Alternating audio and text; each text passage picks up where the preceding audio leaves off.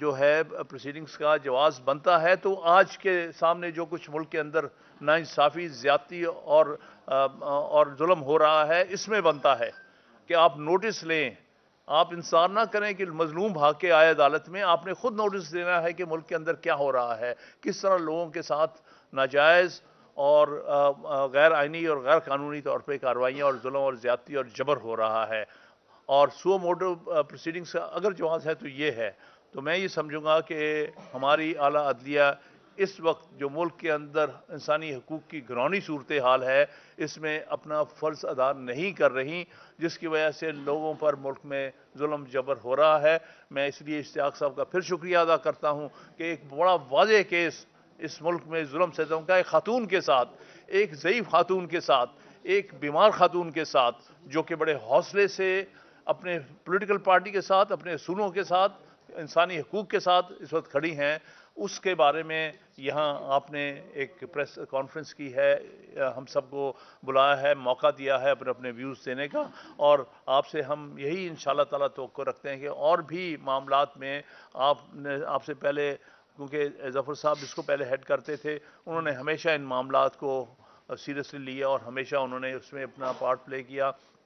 آپ ان کے سکسیسر ہوتے ہوئے ماشاءاللہ بالکل ان کی یہ ایک روایت کو جاری رکھ رہے ہیں. بہت بہت شکریہ. آج کے پریس کانفرنس سے وہ باہر نکل کے بات ہو رہی ہے، لیکن ڈیلی میں انہوں نے تو اپنے آپ کو جا کے اڈیالہ جیل پیش کر دیا تھا.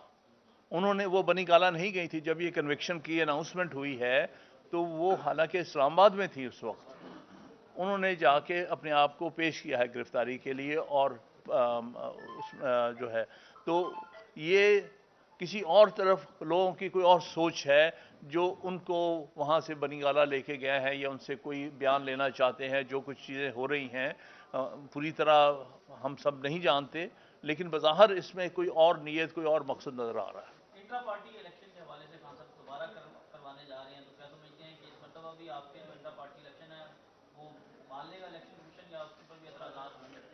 دیکھیے، ہم نے تو سپریم کورٹ کے گائیڈ لائنز کو فالو کرتے ہوئے یہ کرا رہے ہیں.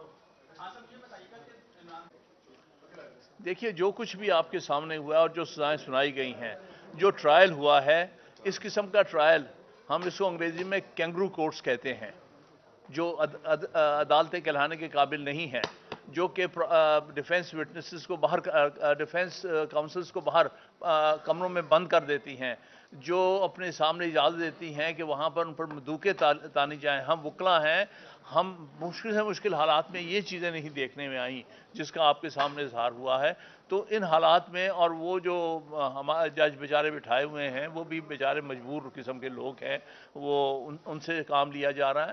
یہ جو کچھ کھلواڑ ہو رہا ہے آئین، قانون اور ہمارے عدالتی نظام کے ساتھ، اس کے اوپر دکھ اسی لیے میں نے بات کی کہ ہماری اعلیٰ عدلیہ پر یہ بہت بڑی ذمہ داری آتی ہے کہ اس قسم کی کارروائیوں کو روکیں اور کوئی مناسب کارروائی کر کے لوگوں کو تحفظ مہیا کریں ان کے بنیادی حقوق کے لیے. قاضی فائز عیسیٰ صاحب جو ہیں یہ انکوائری کر سکتے ہیں؟ اور دوسرا، آپ سمجھتے ہیں کہ قاضی صاحب جو آپ بات کر رہے ہیں کہ وہ نوٹس لیں یا وہ آئین و قانون کے مطابق کام کریں یا احکامات دیں، وہ ہو رہی ہیں چیزیں؟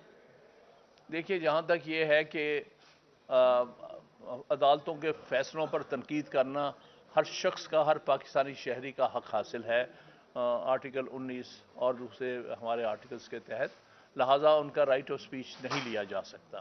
ہاں، البتہ مناسب الفاظ میں یہ تنقید ہونی چاہیے. تنقید کی بنیاد پر کسی کو نہیں بلایا جا سکتا، سمن کیا جا سکتا، یا ان کو عدالتوں کے سامنے گھسیٹا جا سکتا ہے. اور اگر یہ کوشش ہو رہی ہے اور نظر آ رہی کچھ ہوتی، تو وہ ایک بڑی افسوسناک بات ہوگی. البتہ جو بات کہی ہے کہ سو موٹو نوٹس لینا چاہیے، یہ میں سمجھتا ہوں کہ تاریخ کے حوالے سے یہ بہت ضروری ہے. لیکن اگر وہ نہیں کرتے اور نہیں کیا انہوں نے ابھی تک، تو تاریخ تو کبھی معاف نہیں کسی کو کرتی. وہ تو الیکشن کے بعد ہی کلیئر ہوگا. ابھی تو نامینیشن پیپرز کی ٹائم دیا ہے، شیڈیول دیا ہے.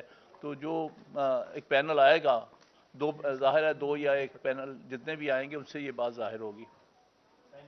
بسم اللہ الرحمن الرحیم. میں اشتیاق چودھری صاحب کو ان کے جو انہوں نے یاسمین راشد کے حق میں وڈرا کیا ہے اس کو اپریشیٹ کرتا ہوں. اور کیسر ہے, میں ایڈوکیٹ سپریم کورٹ 43 منڈی بہاؤالدین اور پی پی 170 لاہور سے.